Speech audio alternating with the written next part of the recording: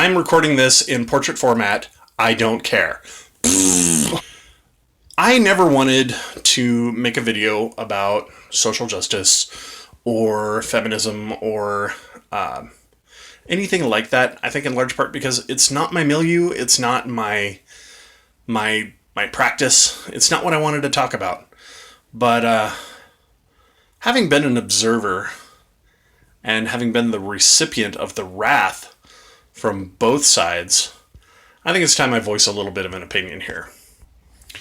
Over this election year, I've seen a mass buildup and arguably toxic discussion of American politics and identity politics in particular, and a lot of just really vehement, garbage, angry statements people throw at each other because people think and want to feel like they are on the right side of history.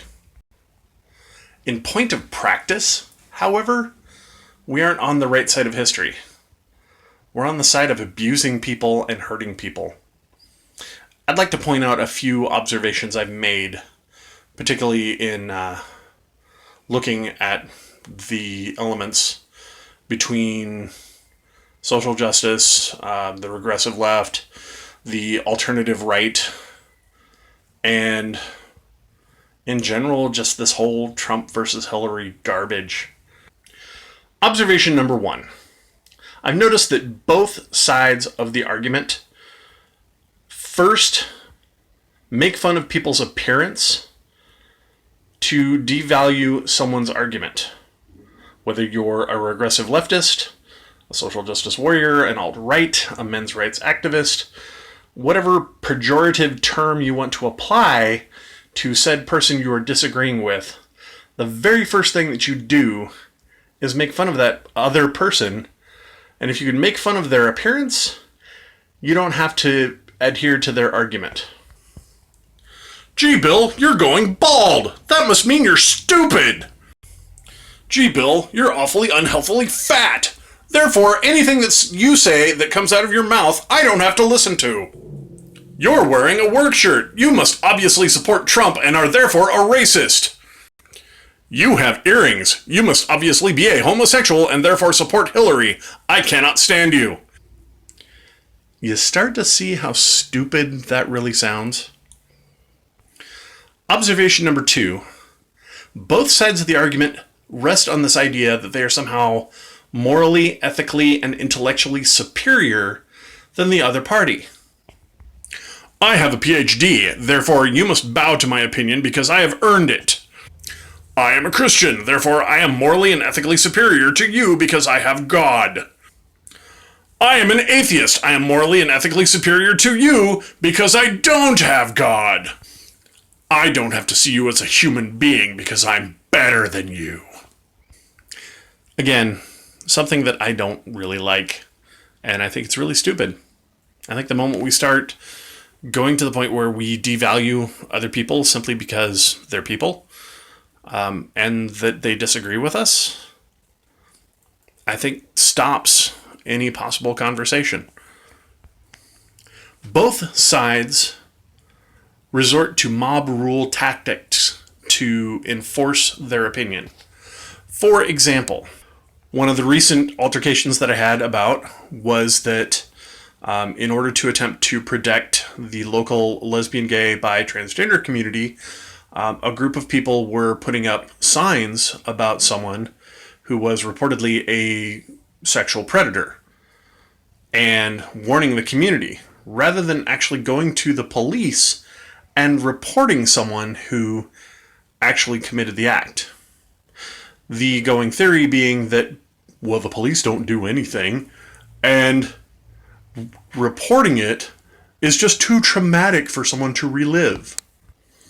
Except that anybody can make up a sign and say, this person touched me, or this person is creepy, or this person did something inappropriate.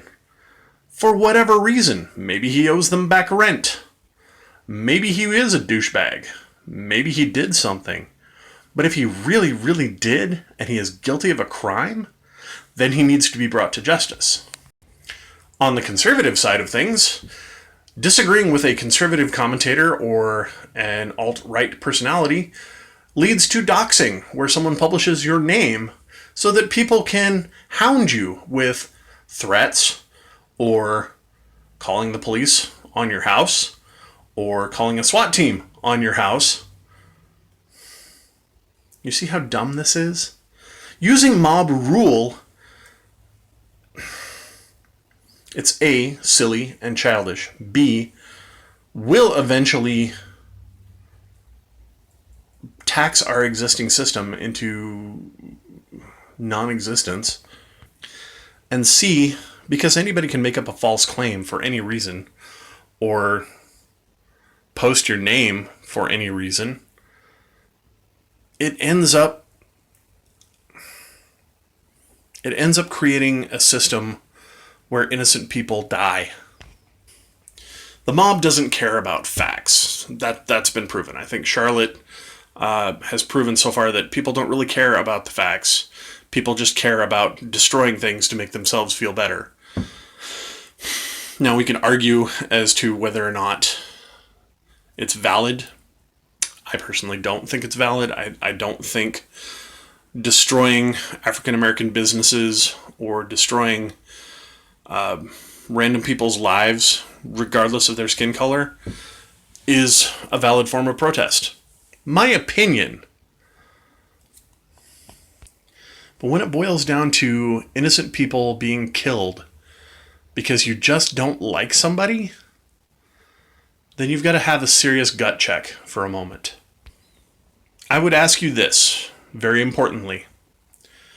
If the mob is the rule of justice we wish to establish, conservative or liberal, doesn't matter. If the mob is what we want to use, are we still going to defend their right to kill people when they turn on you? I personally do not defend the use of mob rule. Lastly, I've noticed that we've stopped any ability to converse about social issues and try to come up with common ground. Have you ever really sat down with someone whose political leanings are a little bit different than you and just said, what can we agree on? What can we come to common ground with?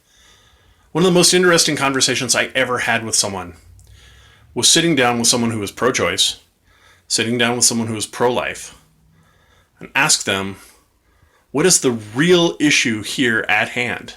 Forget religion for a moment. Forget politics. Forget emotion. What is the real issue at hand? And we actually started talking about pertinent issues, like the fact that abortion isn't really the problem. It's a symptom of a bigger problem.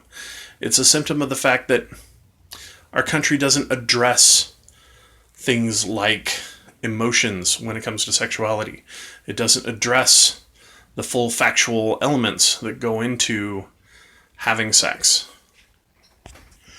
Maybe, just maybe, if we sit down and actually talk like adults, maybe we'll come up with different conclusions.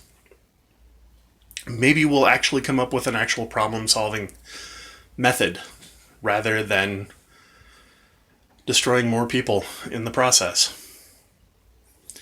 Anyway, hope this helps. Shh, let it happen. I just had to burp. And if you really want to discuss it, leave a comment. Thanks.